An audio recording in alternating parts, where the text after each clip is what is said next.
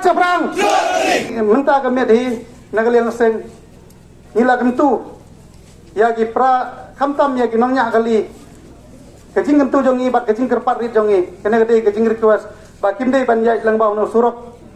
Namaru no surok ulas ni palat ulak ban kila ki mensim riu ngila bandu no kamtam hari jingja accident. Kawai kecing kentu jongi kan sedang nadu mentah nyau beje bat kan kut san beje berstep. Kadai tang kecing kentu jongi ba kena kat nek sitio. Kena gede pan nek sitio. Ba nadu mentah jan met nyau beje kan kut lasai mestep san beje.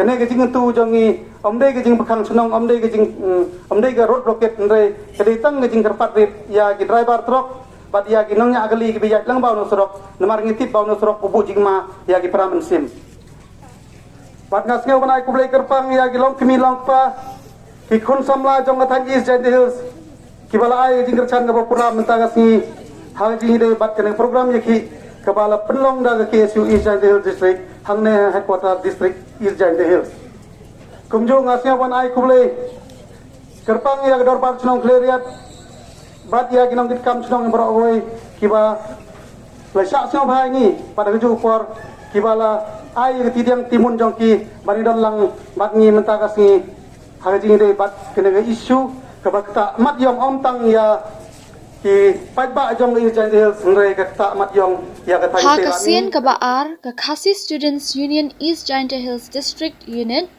kalakot penlong da ka jingye khi pajba ban persha jur ya ka jingle kuman ka sarkar jilla Meghalaya bat ka National Highway Authority halor ka jingjot ka surok ba National Highway 6 ka KSU kum shibenta ban penpaw ya ka jing persha bat ban penram jur ya ka jingsha I ben ka surok inongkit kam bat kit khat jong ka KSU kila thong da ujing thong ba hasurok ba NH6 hakleriat district headquarter jong ka East Giant Hills District